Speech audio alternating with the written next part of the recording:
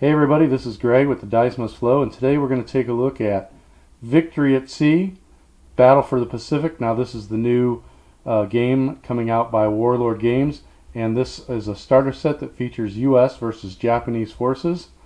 This is my second time at trying to do a open boxing and taking a look, so some of this has already been opened, but we'll go ahead and show you what we got in here, and then maybe go over some of how to play. Okay, so we're going to go ahead and show some of the contents of the box. First of all, you can see the map here. Now you get two of these maps. One different side, it's for couple different colors here on the map for different seas. And they're basically 2.5 feet by 4 feet, 2 feet 8 inches, I think, actually. And there's two of them that come with the game, so you can put those together to make a big thing. You're going to get the rule book, counter sheet, and movement gauges, and damage tokens, and then a bunch of different ship cards. And if you ordered special, or if you hurry maybe, you can get a World of Warships premium reward code where you can go ahead and get on the World of Warships game and play. So I've gone ahead, and each of the ships come packed in a nice little bag. Tells you who they even were packaged by. So we can go ahead and show the ships here.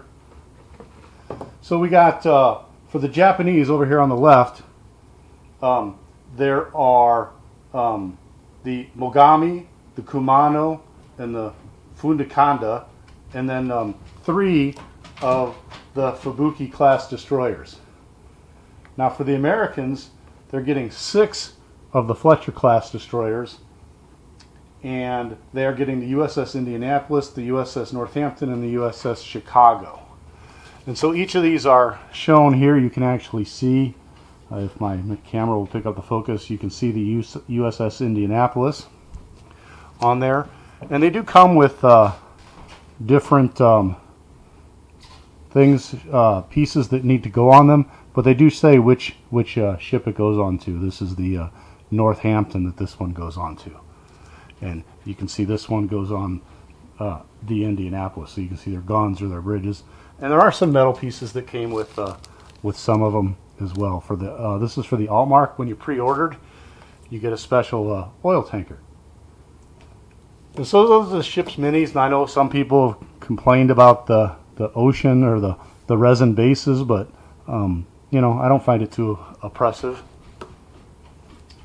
So going ahead and taking a look at the back of the box, you can see here that you can see the Kumano, the Mogami, the Fukatana, and you can see with those names that you can brush and dry brush them and go ahead and get them showing up. Oh, I did also forget to mention there were a bunch of dice that came with it also. I think it was 3 10-siders and a stack of 4 10-siders and a stack of 6-siders.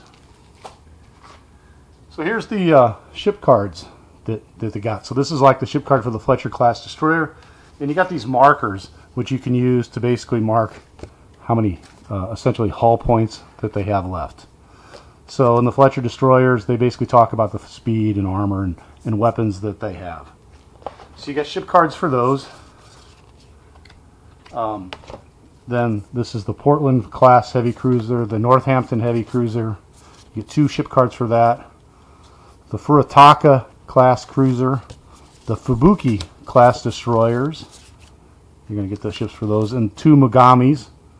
And one of the Mogamis was actually one of these. And you can see on the back they have the upgrades and ships of the class. So it was the Kumano, the Mukama, the Mogami, and the Suzuki. And so basically at different times, each of these ships, different years, were given different upgrades. So you can add different things to them. And finally, here's the ship card for the oil tanker that came with the pre-order. I went ahead and put together the models, and so I thought I'd try and show you them here after they've been put together, and give you some comments about them. So I found that a lot of the pieces that you saw, or the superstructure, or the guns, are this soft plastic. And honestly, I had a tough time getting them off of the sprues. And I found like the guns, I don't know how close I can get here with the guns, but they didn't seem to actually match up very well.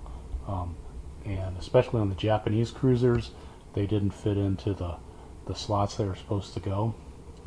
And the other problem I had was like these type of little pieces here didn't really fit into the slots very well. And so I got a lot of surface mounts. And so you can actually see, like on this one here, I've already had a piece break off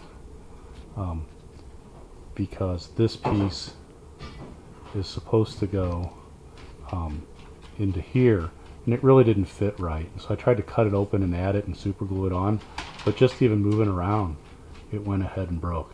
So I'm a little disappointed at how tough it was to actually build these guys. But in general, they look pretty cool, and I can't wait to get them painted up. So let's go ahead and take a closer look at how to play.